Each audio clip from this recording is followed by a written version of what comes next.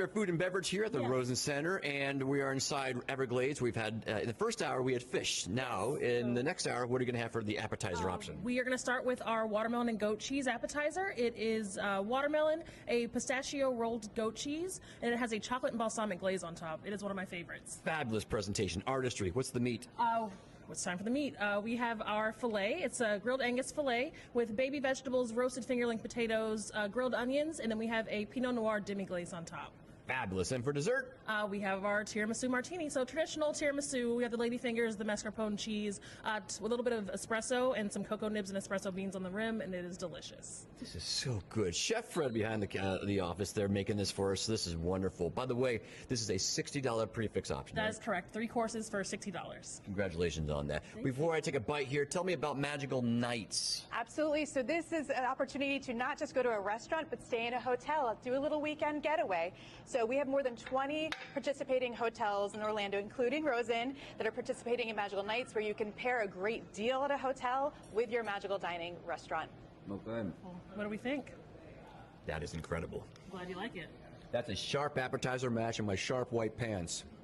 Amy Caulfield, I know you should mention that earlier. What's the website for all the info? It'll be evergladesrestaurant.com. And your website? And of course, orlandomagicaldining.com. So many good options. How good does all that look? You can find them all on magicaldining.com. They also have this handy checklist. I was just talking about how much I love this, that breaks down all these restaurants by area, by like location, downtown, iDrive, Restaurant Row.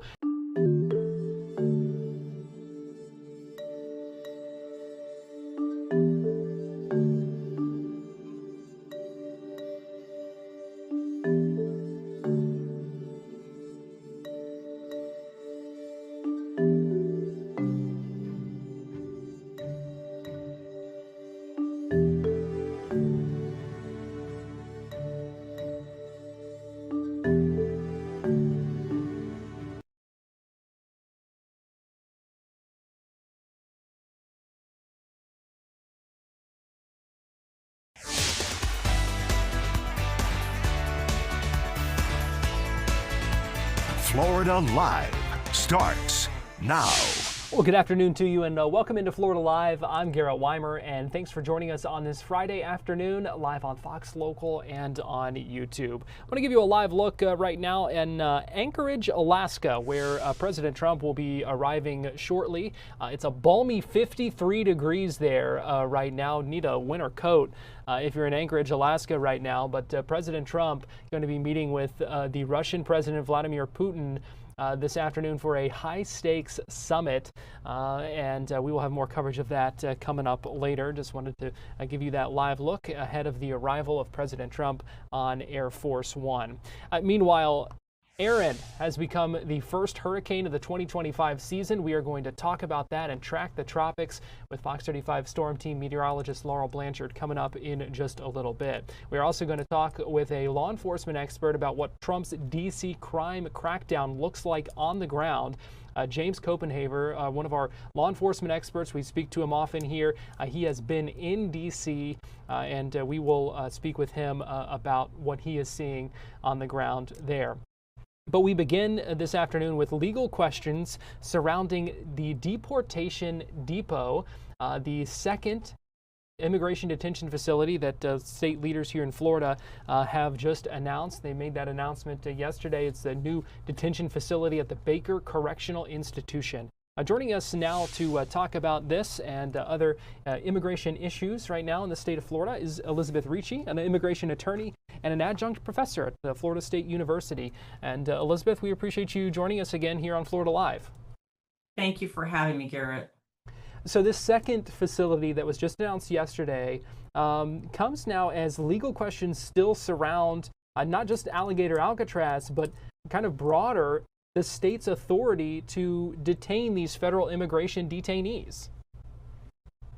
Right. Florida is using the 287G agreements under the Immigration and Nationality Act to really expand its involvement in immigration enforcement. It presents some due process questions. That remains to be seen how that will pan out, but there are some concerns, especially that there's not much oversight when it's a state-run facility over a federal issue. The example I keep bringing up is, let's take the emotion out of it. What if we asked your viewers if you think that Florida should be allowed to invalidate U.S. postage stamps or issue its own patents? That's essentially what Florida is doing with these detention facilities. Immigration is a federal matter that's regulated by the federal government. I'm not saying it's not a broken system, but I'm saying Florida doesn't have a place in this process, and it is for Congress to regulate. There have been a lot of questions, and we even heard some of these arguments in the federal courtroom this past week when it came to Alligator Alcatraz, and that's over kind of the jurisdictional question of the state versus the federal government. And I'm curious what sort of precedent all of this sets when it comes to other states looking at this. Well, it's a concern because Florida is using this 287G power exponentially more than other states. I believe Wyoming is the next state using it at only 11%. So Florida is becoming a leader on this issue, but whether they have the authority is really the question. And as states expand their powers to regulate federal matters, that will trickle into other areas of law and other parts of life, which is where it's going to get even more concerning and more serious. Right now, Florida Highway Patrol has the authority to interrogate any suspected alien and detain without federal oversight. So that creates some serious Fourth and Fifth Amendment concerns. And now with expedited removal being expanded, that compounds those issues by eliminating our traditional due process protections. So lots of concerns when states start getting involved in federal matters. And again, I use that example of regulating postage stamps or patents. We mentioned the legal challenges, the ongoing lawsuits against Alligator Alcatraz. Governor DeSantis was asked about the potential for legal challenges when it comes to Deportation Depot. He said yesterday, essentially, bring it on, saying they welcome those legal challenges and believe that even if they kind of lose initial decisions on appeal, that they would have a leg to stand on. What do you see happening with some of these legal challenges and these ongoing lawsuits about this? Well, it's a concern because we as Florida taxpayers are going to pay the brunt of those challenges. And I think ultimately we will see that states have limited authority to regulate federal matters, and this is going to have to be ultimately decided by Congress. In the meantime, we're seeing environmental challenges with what you're referring to as Alligator Alcatraz, an intentionally dehumanizing name. The correct name is Everglades Detention Center. And those environmental concerns are because in Florida, we have the precious Florida panther. There's less than 250 of them in the wild. It will affect water quality, and it maybe even violates federal laws that protect Native American Miccosukee members' religious freedom. So it is not allowed to circumvent environmental law to attempt to enforce immigration law. Federal law is federal law is federal law. You talk about the names of these facilities, and I know you've expressed some concerns about these kind of branding tactics of them. Why is that? Well, they're intentionally dehumanizing. Deportation Depot, Alligator Alcatraz. These are catchy alliterations that are not appropriate when we're talking about people's lives. The president has said time and time again that he is after the worst of the worst, which I totally understand and support, but the data does not bear that out. The worst of the worst is not who's being put into these facilities. Less than 7% of detainees have serious criminal histories. Less than 10% have any criminal history whatsoever. So when we start using local and state resources to enforce immigration law, something that the federal government should be doing, we are taking resources away from local matters, and that is causing a concern for people, whether they're immigrants or not, because they're going to be less inclined to report crime, less inclined to go to work, less inclined to send their kids to school if they have an immigrant loved one, and that does not do any Floridian any good. Elizabeth, we've seen some heavy-handed tactics from state leaders, the governor, the attorney general, in essentially threatening leaders of some localities across the state who have pushed back against the 287G agreements or against the addendums to the 287G agreements. And I'm curious where you think the kind of legal battle there goes, and whether these localities and these local governments and officials have any chance of prevailing in this this pushback, or if state law really has them bound here. Well, it's ironic because the governor and the president are all about local control and states' rights, except when it contradicts what their position is. Local leaders have been elected locally by their constituents to do what their constituents think is important and want to be done. And when that is in contradiction to what the governor or the president likes, then all of a sudden we want to remove those people from office. Constituents elect people for a reason, and those people should be able to carry out what their constituents want, whether it's pro-immigration, anti-immigration, whatever. That's what they were elected to do. And we can't pick and choose who gets to stay in office based on a governor or a president's particular position if they're not violating the law. But do you think these cities and counties that are challenging this have a chance to win those challenges against this? Sure, I think they have a chance, but at what expense? At what actual financial expense, and what career and other expense remains to be seen. People are going to be much less inclined, which is of course intentional. It's a chilling effect to challenge the government, the state or federal government, if they oppose their viewpoints. And we are a country that is based on a diversity of viewpoints. It is not healthy in a government to have only one viewpoint. And this is a very dangerous and slippery slope we're going down when we only want one side of an issue to be heard. Elizabeth Ricci, immigration attorney and FSU adjunct professor. Always appreciate your perspective, and thanks for joining us this afternoon here on Florida Live. Thanks for having me back, Garrett. We're going to take a break, and we'll be right back. All right.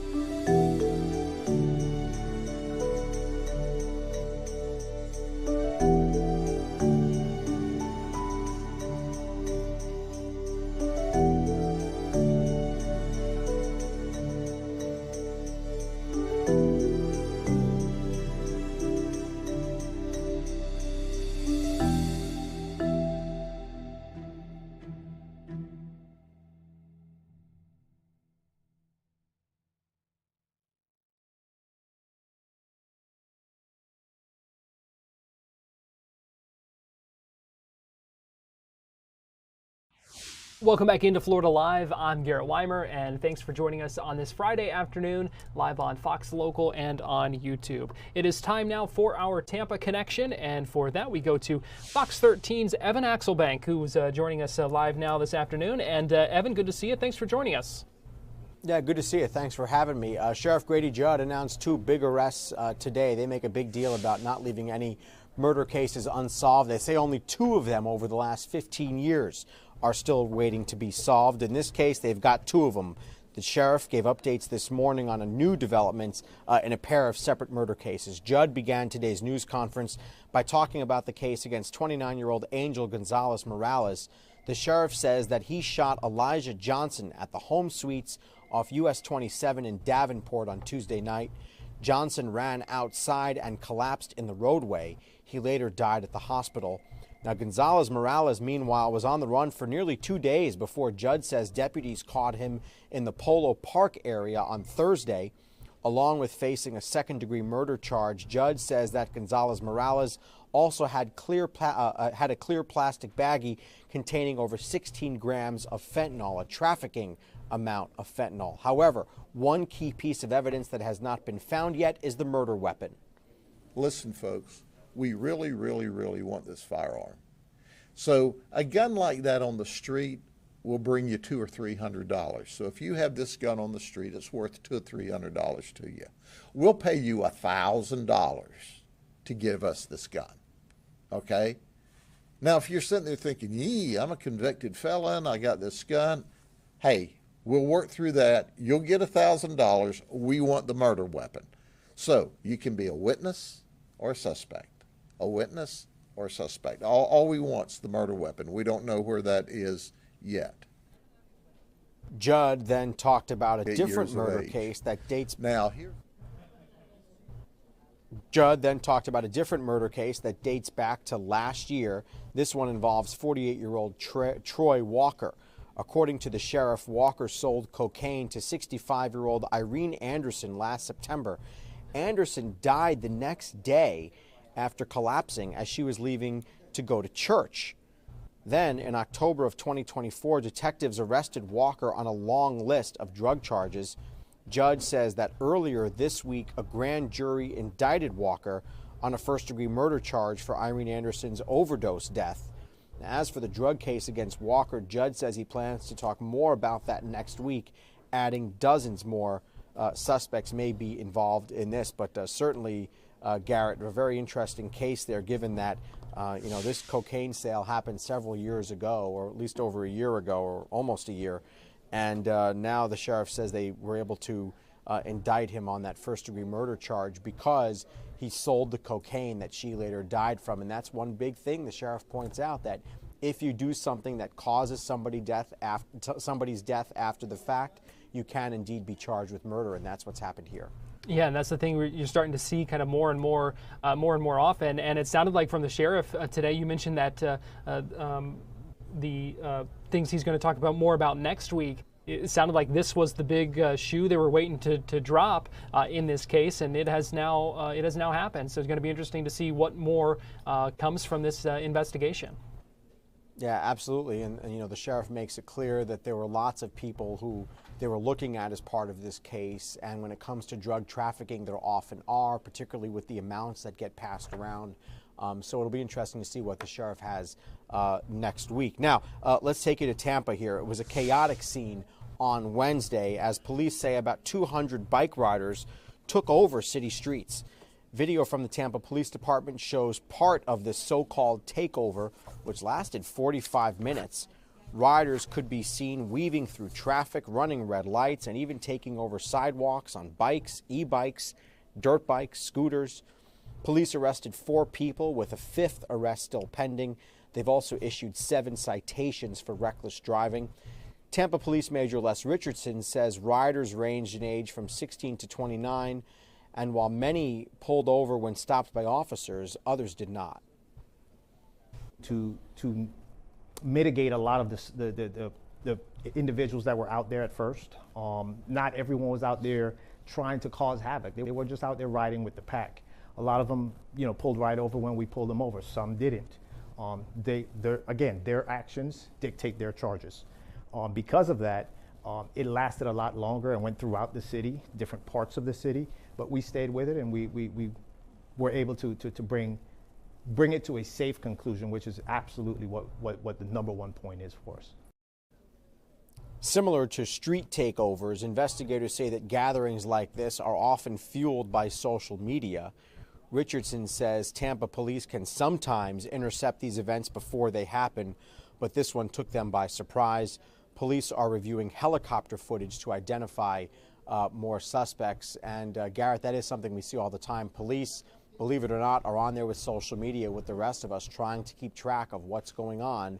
And, you know, there's an old phrase that police officers have that criminals are stupid. Well, many of them, according to police, often post things before they do them, and police are watching. And so often it leads to them disrupting a big event or a protest or something like that, or something that could become illegal. In this case, they were not given a heads up about it, apparently because they kept this kind of event or this event to themselves.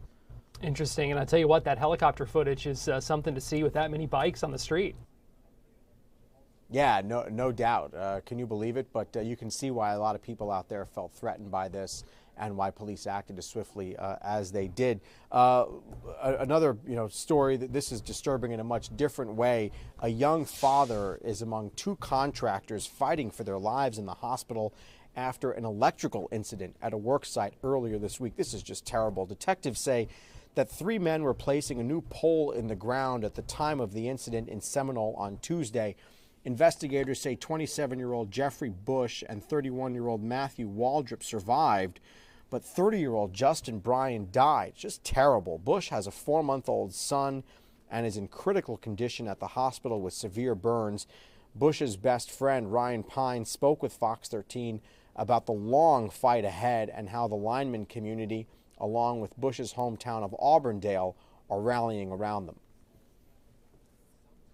I made a GoFundMe for Jeff, and when I first started out, they asked like how much for like your goal is. I put $3,500. I felt like that would be like a good goal to meet. We busted that goal in less than 30 minutes, and that's with all of them. Lineman community, like I said, we always say you're your brother's keeper, and that is true. I've had one of my linemen that brought me up. He's from Missouri, and it was probably 2 or 3 hours after the event. I'm getting phone calls from Missouri and guys I've worked with from all over asking, hey, am I okay? Because they know that's the company I work for. And once I informed that was one of my guys that used to work with me. And of course, then prayers go out. Then of course, pages get sharing, and then it's just it's a very brotherly community. It's a bond that I'm sure, I'm not military wise, but I'm sure military guys are like that, and a lot of guys from military, like Matt, the foreman that was there, he's military, and we're all very much brothers. Bush's family and friends say that he needs to undergo a second surgery, and they're going to take it day by day right now, as you can well understand. Detectives say that this incident appears to be a tragic accident. Of course, OSHA has been notified, as it is any time there's a workplace incident. Obviously, this is just a terrible thing for all these families to have to go through. Yeah, gosh, absolutely tragic to head off to work and something like that to happen. Your heart certainly goes out to those loved ones. Yeah, no doubt about it. From all of us here, we see lots of things on this job, and there's nothing worse than when there's someone who experiences an accident, like we all do. People go out, they work, they drive around, they go to the grocery store, and when things happen on those otherwise routine events, those are truly the worst. Yeah. Fox 13's Evan Axelbank. We appreciate you joining us for our Tampa Connection today. Yeah, good to see you. My joy. Yeah, you too. Take care. We're going to take a break, and we'll be right back with more Florida Live after this.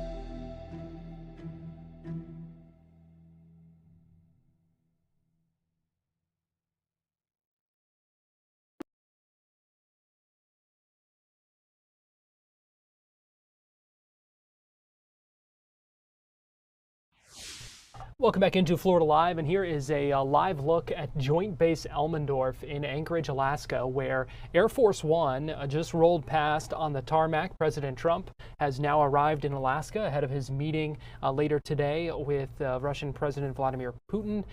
We will have more coverage on that in just a little bit. We should expect to see the president emerge from Air Force One here shortly.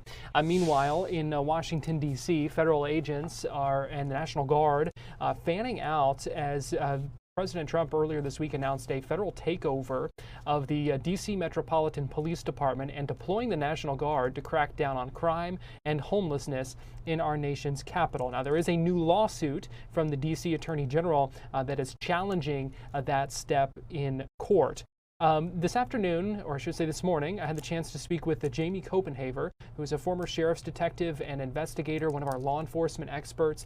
He has been in D.C. He often travels back and forth between D.C. and Florida, and he was actually in D.C. this week. And so I spoke with him earlier from his hotel room as he talked about what he has seen on the ground in Washington, D.C. as this crackdown begins. You know, I've been up here this trip for 5 days, and you know, I'm in meetings and out of meetings most of every day. So I'm out traveling in a car. I've got to tell you, Garrett, the streets are clear. There's not a lot of tourist activity. I don't know if it's the season for the heat that's keeping that away or what, but you're not seeing a lot of tourism that you normally would see. But I'll tell you what you're not seeing. You're not seeing the National Guard with trucks parked everywhere and, you know, guys in vests and guns blocking off streets. We're not seeing that at all. Have you seen the National Guard out and about? You know, I've not seen the National Guard. Over the last few nights, I had meetings over in on the White House campus. Coming out, I had spoken to some FBI guys that I have been acquainted with. And what's going on, and this is the truth, Garrett, they're running federal agents. It's a 12-man squad, 12 to 14-man squads, and that's with MPD, the local police department here, and they're roving, patrolling. For instance, last night I had finished dinner, came across Logan Square, and they were a 14-man element just walking through the square, making sure people were safe. From a law enforcement perspective, what went wrong to kind of, you know, end up in the current situation in D.C.? You know, a couple of days ago, we had a White House staffer that was robbed. He foiled we had another one that foiled a carjacking of a female that one of the White House officials intervened and tried to help this lady. He was ended up beaten up. And then, you know, on the outer skirts of, we'll call it the tourist area around the White House, the monuments, etc., you do have some projects. And I will tell you, I had dinner over at the wharf a few weeks ago, and they were some bad-looking hombres walking the streets over there. Oddly enough, our driver dropped us off short, so we had to walk through that project area. And I'm telling you, I didn't feel safe. And it was right by a Army installation, so you know, he had soldiers on the Army base. But I've got to tell you, it was the projects, for the lack of better words. In terms of safety, I've been out every evening walking either from meetings or just looking around, and you know, there's quite a police presence. But I've only seen one or two skirmishes in terms of protest, if you will, and you don't see the streets blocked off like we thought you would be. And I want to get your thoughts too on kind of how this would work. You know, with the you know, the Attorney General kind of taking over the D.C. Metro Police Department and kind of initiating some actions, it seems, this week, and some changes within that department. I'm curious, from the perspective of these police officers, what might change for them. You know, oddly enough, if directly over my shoulder is the mayor's office. I'm staying right across from the mayor's office in City Hall, if you will. I've spoken to a lot of the local cops, the MPD guys and women that up here, you know, they're patrolling. I've spoken to sergeants and corporals and some captains during my venture up here. And I've got to tell you, most of which are telling me that they're thankful for the president intervening, if you will, so they're actually able to go out and fulfill the duties that they swore to do, right? I've heard a lot of complaints from the local cops that they feel like they were handcuffed. Garrett, on the other flip side of that, there's some allegations that are brewing that's going to come out in the media shortly about possibly MPD not reporting the crimes accurately. They're taking, for instance, maybe a fight or some type of aggravated battery, and it's allegedly they're downgrading that from the chain of command to make those crime stats look more favorable. There has been a lot of talk about the crime statistics and concerns. We've heard the president kind of mention that concern about the statistics being inaccurate. We've also heard those opposing this step say that the president has kind of misstated and exaggerated some of the statistics that are out there. But I am curious, just to talk more about what you're hearing from the officers and the law enforcement that you're in contact with there, and it seems like they believe this step to be a helpful one. Oh, I would absolutely agree with that. Most of the men and women that I spoke to personally over the last 2 or 3 days are just satisfied that now they're able to go out and actually, there's some homeless folks that are houseless that are in Lafayette Square, for instance. Now they've been there for years, Garrett. Those aren't the criminals. And, contrary to what we're hearing on the national news level, Trump is arresting and moving out the homeless. Well, I'm telling you, I saw guys and they were sleeping on the bench last night with these squads of law enforcement walking right by them. They were not harassing the homeless people. But Garrett, I'm going to tell you who they're harassing. They're harassing the criminals that are armed. Night before last, they made 26 arrests. 3 or 4 handguns, but they did have a homicide night before last. They had another homicide last night. So, contrary to what we're hearing on the major markets, I don't see homeless people being shuffled down the street, but what I do see is squads of law enforcement agents roaming the streets of D.C. to try to make it safer. We have heard some concerns about where things go from here. Does that concern you at all? No, it doesn't. The only thing you're hearing, we saw the other day on the national news circuit that a guy had it out with one of the federal agents in front of a local restaurant. The guy ended up throwing a 12-inch sub into the chest of the federal agent. And I did a little research. It came out now that was he's now a former Department of Justice employee in international trade. He's no longer working for justice. He's been terminated by Pam Bondi. But what I am seeing is, now I don't want to go political, but the left liberal, they're out yelling and screaming at law enforcement. You're not seeing the criminal element doing that. You're seeing workers, men and women in suits, that are out protesting against the police, but you're not seeing the average man and woman doing that. So, it's almost like an excuse for these people to go out and exhibit their disappointment in Trump, if you will, and it gives them an avenue to yell at these federal agents. What's the bottom line here, Jamie? What do you want people to know? Don't listen to these people that are saying that Trump is getting rid of the homeless. That really hit home, especially when I'm watching a squad of federal agents walking in Lafayette Square, and they're homeless people literally sleeping on the bench or the benches, and these federal agents are just walking by them. So they're not harassing the homeless. What I would like to see is the crime stats continue to go down, and especially violent crime. I mean, their robberies. Let's not even get into the marijuana. I mean, 2 weeks ago, if you were walking near Lafayette Park, for instance, the odor of marijuana was overtaking. You're not smelling that odor now. So, the bad guys are identifying this is a problem for them. So they're moving their activities elsewhere, making it safer for the tourist. James Copenhaver speaking earlier today live from Washington, D.C. where he has been this past week. I'll give you a live look right now in Anchorage, Alaska. This is Joint Base Elmendorf, where Air Force One is on the ground. This is a pool feed shot that you can see from the tarmac. You can see those fighter jets on the tarmac as well. Air Force One in the background. President Trump still has not walked off the plane yet, but he is on the ground now in Alaska ahead of this meeting with Vladimir Putin, which is scheduled for later today. Also, they are scheduled for a joint news conference after that meeting.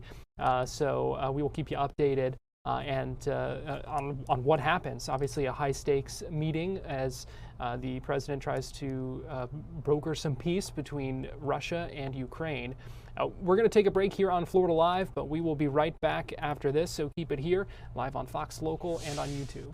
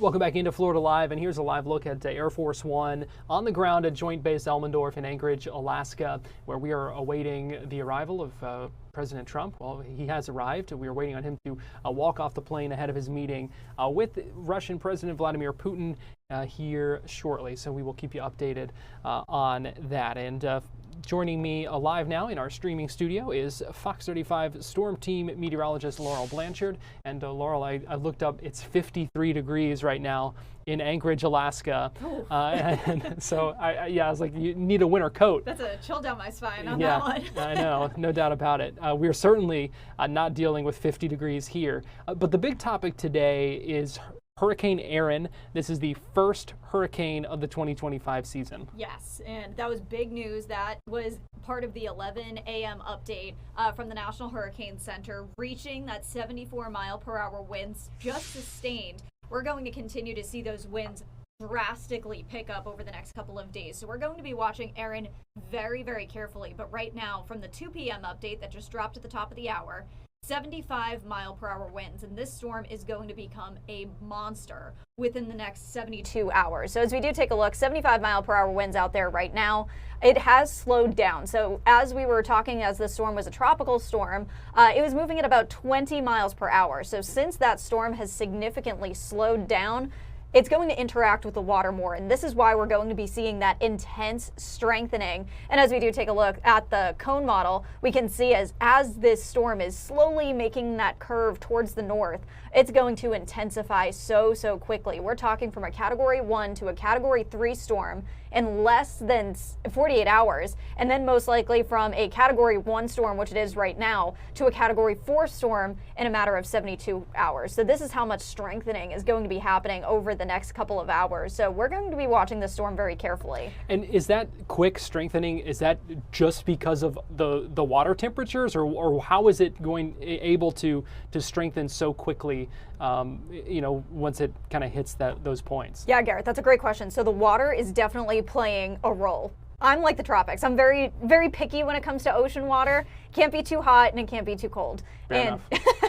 And I feel like we're spoiled here in Florida for sure. But overall, we are going to be seeing those ocean waters very much play a role in that very quick genesis of what we're going to be seeing, or a hurricane strengthening is what that is. So as we do take a look once again at that cone, we can see this again going from a Category 1 to a Category 4 storm within a matter of days. So that is very, very significant. And we could even see that hold that Category 4 strength for a day or two before it slowly starts to tap into that much cooler water that we're seeing off the coast of New England area. So that's what we're seeing right now. This is the latest cone, again, updating at 2 p.m. Next cone update will be updated at 8. And Garrett, what we were saying with that ocean water, we're right now seeing that ocean water in the mid 80s, especially just off the east coast of Florida. You can see that 85-degree temperature right there.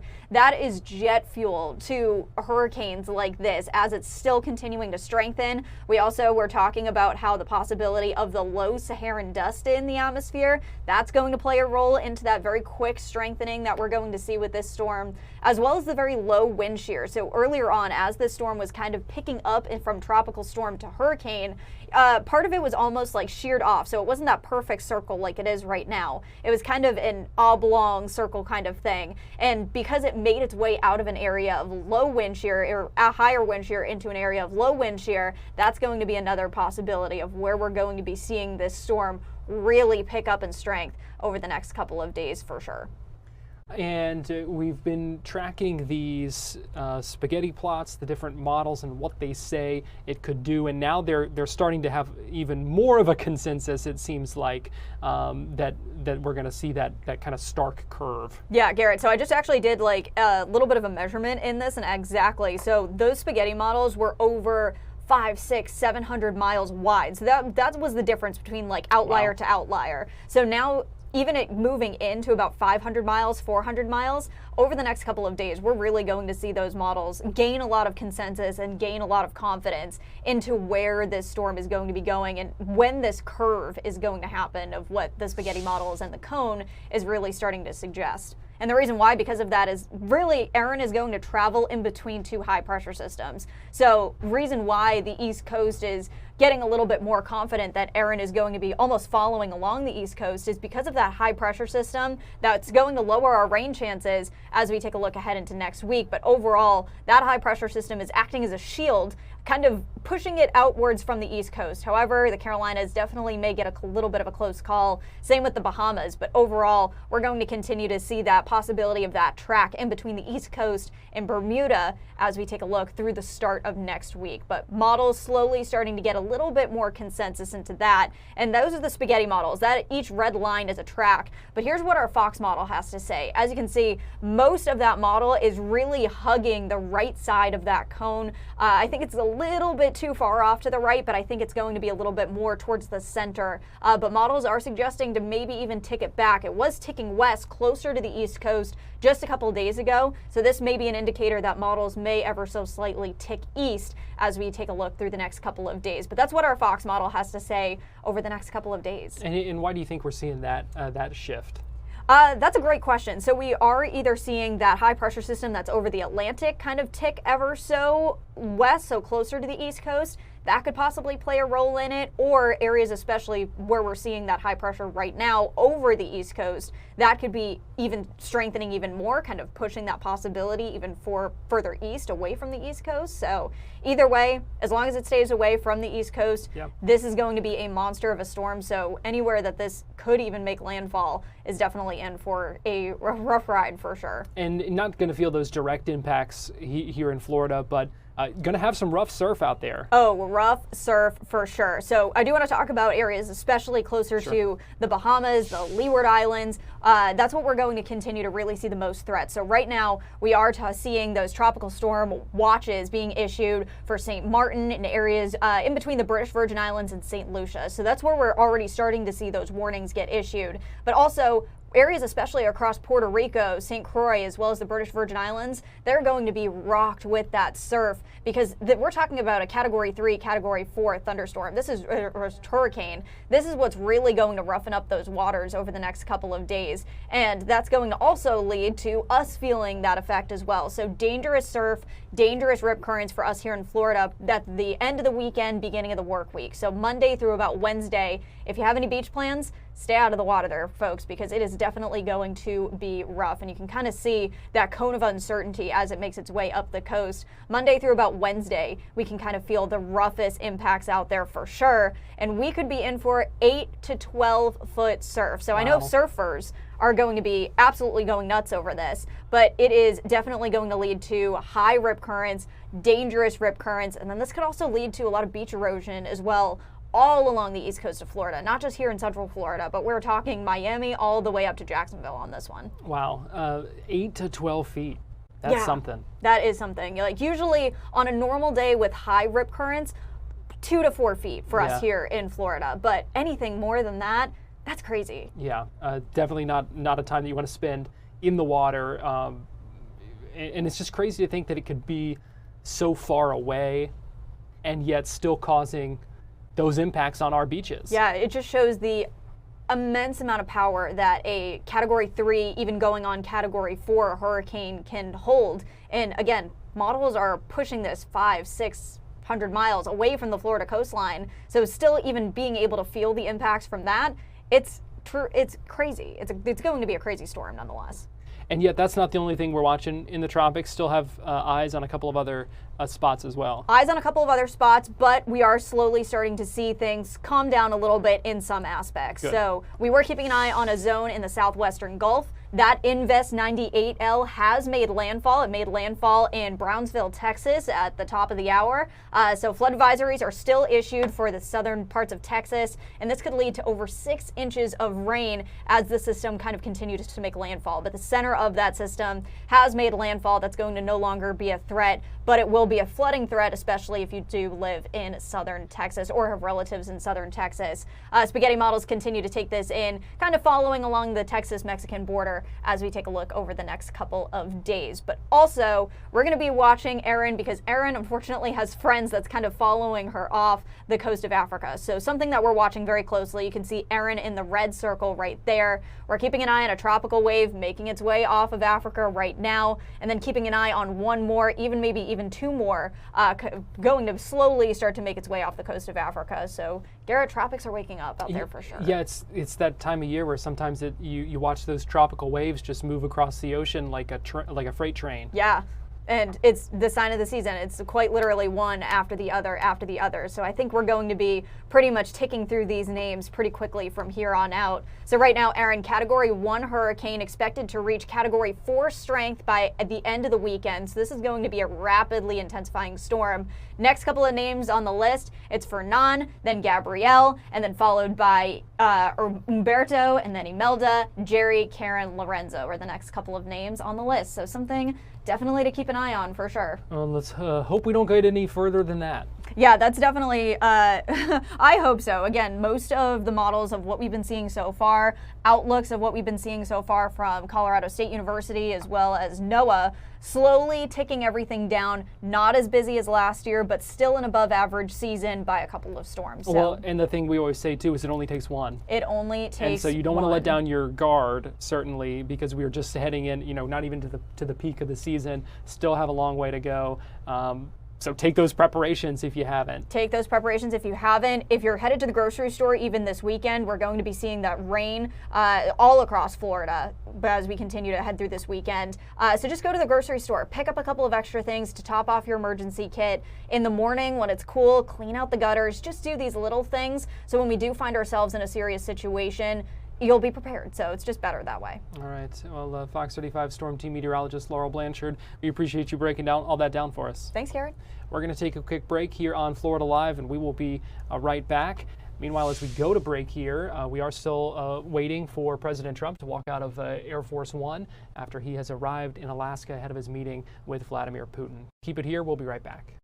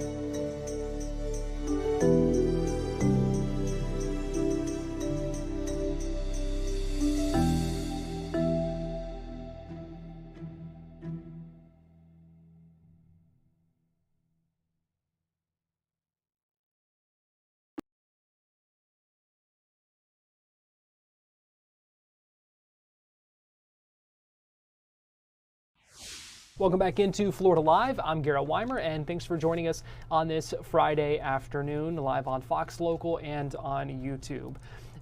Universal is expanding its horror horizons. They just opened the Universal Horror Unleashed, a year-round experience in Las Vegas, where you can get scared and enjoy food and drinks and all kinds of things in this new experience. I had the chance to speak with Matthew Miller, America's theme park technologist with Innovated Studios, who is in Las Vegas, and I had the chance to check this all out last night. What this attraction is it is a year-round version, basically, of Halloween Horror Nights. You enter the space, and if you're familiar with, the scare zones and the haunted houses, you're really going to find a mixture of both. You'll purchase a ticket, and then you go into a main dining area. There's a couple of places to eat, a couple of places to get drinks, and it's split up into 4 themed areas, somewhat similar to what you would find as a scare zone in the theme park. And then outside of each of those, there are 4, let's call them archways, that go into each of the haunted houses. So you've got 4 themed areas to walk through, as well as 4 themed incredible Halloween Horror Night houses. So what'd you think? I loved it. Yeah, the houses are at least as good as what you will find at Halloween Horror Nights, but better. I think that, especially in Orlando, as well as in Hollywood, these houses, they're temporary when they build them in the theme parks, right? They build them for, a couple of months, they tear them down in November. When you're walking through this, you can tell these are built to last. This is meant to be a year-round attraction that, goes for the whole year. And so it's really cool. Like, for instance, in Orlando, it's very rare for us to actually have ceilings in our haunted houses. And as you go through here, there's a lot of ceilings in these. I will say, out of the 4, we're looking at the Scarecrow, the Reefing there. That was actually one of my two favorites. For me, Scarecrow and Universal Monsters were tied for first. But lots of folks in there to scare you. There's puppets, there's animatronics, there's folks that are flying overhead. There's like bungee jump things that are happening. There's like fire effects, if you will, with different sparks. There's wind. I mean, you name it, they throw it at you. So if you're a fan of Halloween Horror Nights, you're gonna love it. If you're not too sure about a haunted house, maybe you wouldn't start at this location. So you talked about the food and drinks. So what's kind of the vibe there? Yeah, so I would say that this would be very similar to almost like a themed speakeasy, if you will. You know, some locations you go into like a hidden place, and when you go in there, you're like, wow, like I'm in a themed environment. That's really what you'll find here. So as I mentioned, there's 4 themed areas, and really as you're walking through each of those 4 themed areas, there's a place that you can stop and get a drink, or you can get something to eat. And obviously the food is, very themed. It looks like blood and guts and all kinds of crazy things, but it's delicious. You may see some photos and think, gosh, I wouldn't eat that. But when you get into it, it's really good. And a fun fact, it's really messy to eat because, it's, there's blood or whatever. It's just all over the place. And they actually hand out wet wipes while you're eating so you can clean your hands afterwards. So, I mean, you're going to dive right in to get the food. Lots of themed drinks as well. I personally don't drink, but somebody that I was with ordered all kinds of the mocktails that were there, and they loved it. And another thing that's neat is while you're eating and drinking, it's themed all around you. So there's different effects that are happening. One of the bars has this large mechanical mechanism above it, and every few minutes it gets to whirling, and there's smoke coming out, and it's shaking, and even while you're sitting there drinking or eating, you're still part of a themed environment, which is really unique for Universal. Was there a menu item that stood out to you, Matthew? So I had one of about everything, but they have one that is made up of corn. It's like ears of corn, hollering back to the Scarecrow, and it was delicious. It was a little spicy, to be honest with you. I bit into it. I was like, wow, this caught me off guard. But once I got into it, it was wonderful. And we nibbled on a little bit of everything throughout the night. The team did a wonderful job. They had the kitchen up running throughout the entire afternoon and evening. We didn't have to wait in line hardly at all for our food. Another big thing about this is that there's timed entries. And I think that's an important note. So, like when you go to Halloween Horror Nights at a park, you purchase a ticket for that evening, and, you can go really any time during those hours. So let's say the park is open from 7 p.m. to, midnight or 1 a.m. You can go whenever you want, find the haunted house that you want to go into or the one that has the shortest line and get in line. With this one, what you do is you purchase within a 1 hour window. So you say, I want to go at 6 p.m. or 4 p.m. or 9 p.m., whatever it is, the time is that you're going. But what that is, it allows you into the venue. And then once you're inside the venue, you can do the houses at leisure. There's different ticket options. The tickets start at $69. Some of them are, you can go through each of the house one time. Some of them you can go through the houses unlimited. And then they actually offer like a $2,000 VIP package, a very curated experience. They give you behind the scenes stories, a very premium, type VIP thing. But to be able to go through at leisure, I think is really cool. And while you're waiting in line, we never waited any longer than 10 minutes for a haunted house. So that's great. None of this like, we weren't waiting for an hour and a half, nothing like that. But once you get up to go inside the house, you enter through the facades and they stop each party and they push you through. So I was with a party of 3, and the group in front of us would go, and then they would wait, a minute, 2 minutes, whatever the case was, and then they would send us through. So it's really neat to go through these super themed haunted houses, but to do it with your friends and really nobody else around, you feel like you got the place to yourself. So it sounds like a place that you can go and kind of hang out, spend the evening, and not feel like you're just, rushing through these haunted houses. Yeah, I definitely wouldn't show up here thinking that this is, like a 30-minute bowling game and we're in and out. We were there for 2 hours and we really could have stayed longer. Now, we did go to each of the food venues. As we went through the haunted houses, and again, it's going to vary per, popularity and how busy it gets. But for us, like I said, we never waited longer than 10, 15 minutes for a house. And then each of the houses is about 10 minutes long.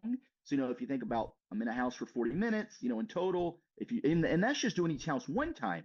I would have loved, because we were doing other things, we were a little time crunch. There were some of the houses that I would have went through 2 or 3 times. So I think you get the unlimited ticket, you go to the houses as many times as you want, and give yourself plenty of time. I wouldn't think of it as like a 45-minute, I'm in and out type experience. For those of us here in Central Florida, we're spoiled to be so close to Universal and have the opportunity to go to Halloween Horror Nights. So I'm curious if for folks who like to go to Halloween Horror Nights, if it's worth it to make the trip out there to Vegas and check out this experience as well. Yeah, that's a great question. And I think that's the strategic question that Universal is asking as well, right? Because I don't think that this is meant to replace Halloween Horror Nights. As a matter of fact, I would say, in my opinion, it's not, right? I mean, this is not an entire park built out, the full scare zones that take up all of Central Park. You're not going to find that here. But this is really well crafted. So I think if you're a Halloween fan, especially of Halloween Horror Nights, and you're in the area, this is something that you're going to want to do for the evening. What I think it's really going to do is it's going to introduce new people to the brand of not just Halloween Horror Nights, but Universal Parks and Resorts. There's probably a lot of folks that come to Las Vegas that maybe haven't been to Universal in a long time, or they're thinking about planning a vacation, and they're going to go through this and say, wow, this was really great. What else does Universal offer? Oh, there's parks in California and Orlando, really the flagship parks. And two, I think based on the success of this is going to kick off more of these regional experiences. So we know that obviously this week, this attraction opened. And then we know that next year, Universal Kids Resort in Frisco, Texas is going to open. And then it looks like the following year in 2027, the next version of Universal Horror Unleashed is going to open in Chicago.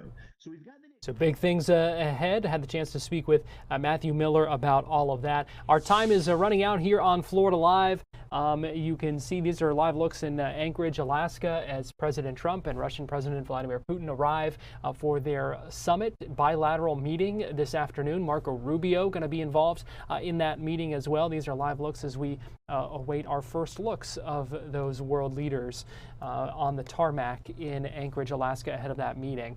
Thanks for joining us this afternoon. If you're watching us here on Fox Local Orlando, we're going to continue with Live Now coverage until 4 o'clock. And, abide by that and say, sure, okay, but we have to do something. We have to meet in order to start these negotiations to end this war. And so you've been hearing a lot about that from some of the critics of this saying, Putin doesn't deserve this, Mike, for waging the war on his neighbor, Ukraine, for 3.5 years, that we should not have given him a meeting with the U.S. president on U.S. soil, that this was going to be some type of propaganda victory for Putin and for Russia. Now, Hal Kempfer, who our viewers know very well, has told me either way, it's going to be a propaganda victory, but you go ahead with the summit anyway. Now, it's so interesting for those watching who are, familiar with some of the kind of U.S.-Soviet meetings over the Cold War between the likes of, Carter, Ford, Reagan. Mike, what's so interesting, U.S. presidents used to meet with Soviet leaders, say over the course of a weekend or 3 days in some other location. This is going to be kind of a slapdash, hurried summit. It's just today. And so will they have enough time? But to your point, Mike, will they get another meeting out of this? That's what everyone's watching for. Will they meet again? And if they meet again, could possibly Zelensky be in the room? Going up into the summit this week, that was what we were asking. Will Zelensky be there? Will the Trump administration, bring him out from stage left and say, Putin, Zelensky are in the room? No, that's not going to happen. And so we'll just have to wait and see. But that's part of diplomacy. You get the first meeting, you're at the first meeting, you talk about the second meeting there. So the stairs going up to Putin's plane. Let's watch. Yeah, we just saw moments ago some of the other Russian officials, probably a little bit of the officials as well as probably the Russian media as well, coming down other steps. And now we are getting this shot that is getting tight at the door where we will see President Putin come down the steps. And soon we will see President Trump there as well. I just want to show this vantage point as well because we have this up here. So I just want to show just what a double box and what a moment in history this is. The summit in Alaska, 2 doors right now where the one door for Russia will be open right there. The door for U.S. is open. But at the end of this meeting, will there be an openness on both sides, Andrew, to end this war? We know that the U.S. would want that for Ukraine, but does Russia have it in them today to even maybe not come out fully to say, okay, we are going to end this, or even start a ceasefire, but maybe start the conversation to say, you know, we're not going to do the bombing or missile strikes at civilian targets anymore. We are going to just focus on the war and try to wind this down. Can we get there? That will be really something to see here. But what a moment we are seeing in these two boxes. Totally. I mean, to your point, Mike, though, you know, Russia would contend that they don't strike civilian targets. That's what I'm talking about. Are Trump and Putin going to be on the same page? Is Putin coming into this clear-eyed in good faith or not? Or is he going to filibuster and propagandize in front of the president and Wickoff and Rubio? That remains to be seen. And, you know, I think it's so interesting. You see there the red carpet laid out for Russia. So they're really getting the full court press here. The door now open there. It's interesting. The last time Putin has been on U.S. soil, Mike, 10 years. Back in 2015, he met with then President Obama on the sidelines of the UN General Assembly in New York. The last time he met with the U.S. president was in Geneva in 2021 with Joe Biden. But like I said, he and Trump, Putin and Trump, have been on the phone several times throughout the last several months. They haven't met face-to-face since 2019 at the G20 in Osaka, Japan. And we see someone waiting in the wings there. Not entirely sure if that's Putin. I'll do my best to point out some of the Russian delegation. Obviously, not as familiar with them than with the presidential delegation from the U.S. side, obviously. We do know Secretary of Defense Hegseth will be on hand for this. And Andrew, it would seem at this point that they're going to try to choreograph it where both of the leaders will come down the steps probably at the same time.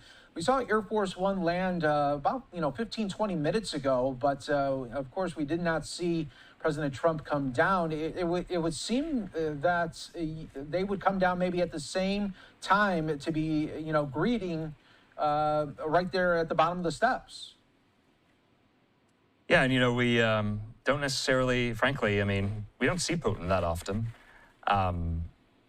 So it'll be interesting to see, there's been a lot of theories about his health throughout the course of this war. He's, I think, 70 years old. Trump is 79, so they're not too far apart in age there.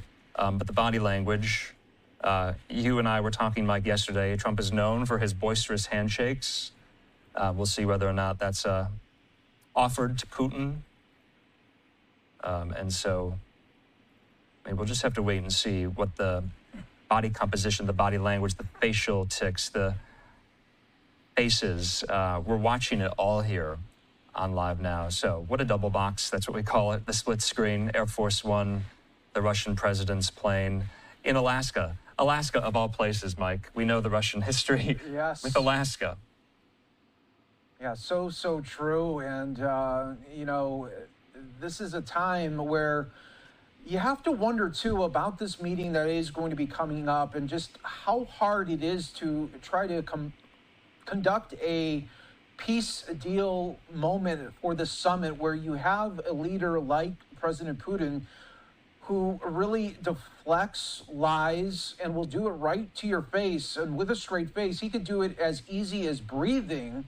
And if you remember the buildup to the war in Ukraine, there was moments in January where our intelligence was telling Ukraine it looks like they are getting closer to a war. Yeah. And President Putin and his team would constantly say, no, these are just drills. We are just